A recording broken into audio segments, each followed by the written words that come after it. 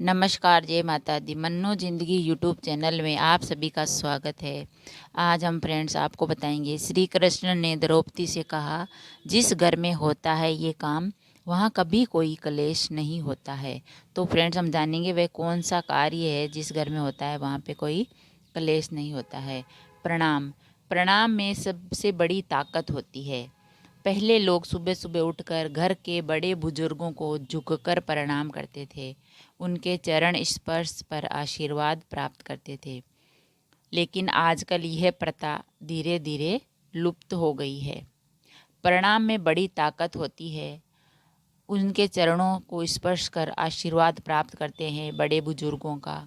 लेकिन यह प्रथा आजकल लुप्त हो गई है। बुजुर्गों के आशीर्वाद से वंचित हैं। हमारे घरों में जो इतनी समस्याएं, उनका मूल कारण यही है कि हम घर के बड़े बुजुर्गों का आदर नहीं करते और जाने अनजाने अक्सर घर के बड़ों की उपेक्षा होती है। यदि घर के बच्चे और बहुएं प्रतिदिन घर के सभी बड़ों को झुककर प्रणाम कर उनका आशीर्वाद ले, तो शायद किसी भी घर में, परिवार में कभी कोई क्लेश नहीं होता है। बड़ों के दिए हुए आशीर्वाद हमारे लिए कवच की तरह काम करते हैं। उनका दुनिया का कोई भी अस्त्र शस्त्र नहीं भेद सकता। बड़ों के आशीर्वाद में इतनी शक्ति, इतनी ताकत होती है।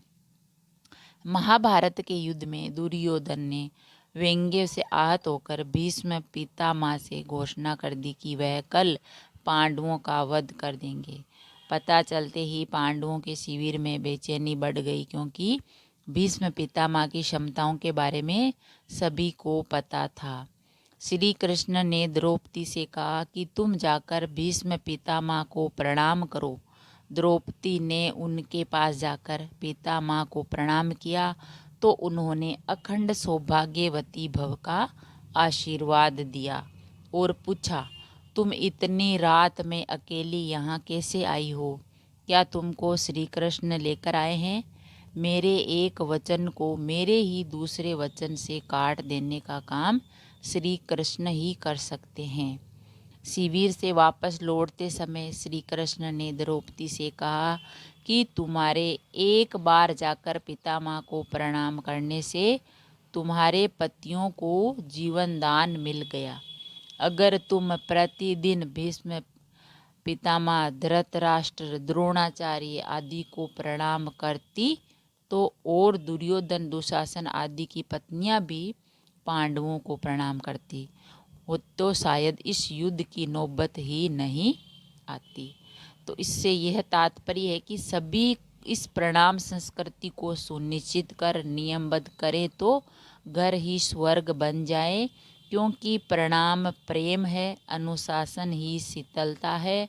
यह झुकना सिखाता है, क्रोध और अहंकार मिटाता है। प्रणाम हमारे आंसुओं को धो देता है और प्रणाम ही हमारी संस्कृति है। तो फ्रेंड्स, हमने जाना प्रणाम ही हमारे जो अस्त्र शस्त्र है उसका कवच है। हमें कुछ नहीं होता है। श्री कृष्ण भगवान ने द्रौपदी से कहा, तुम जाकर भीष्म पितामह से प्रणाम करो तो वो तुम्हें आशीर्वाद देंगे, वही फलीभूत होगा। तो ऐसा ही हुआ। द्रौपदी ने द्रोणाचार्य और भीष्म पितामह को प्रणाम किया तो उन्हें अखंड सौभाग्य की जो आशीर्वाद मिला। उसी कारण पांडवों का महाभारत के युद्ध में वध नहीं हुआ था। तो फ्रेंड्स, प्रणाम में बहुत शक्ति होती है। अगर वीडियो अच्छा लगा तो लाइक और शेयर ज़रूर करें। ऐसे ही और वीडियोस देखने के लिए चैनल को सब्सक्राइब करें। Thank you. धन्यवाद।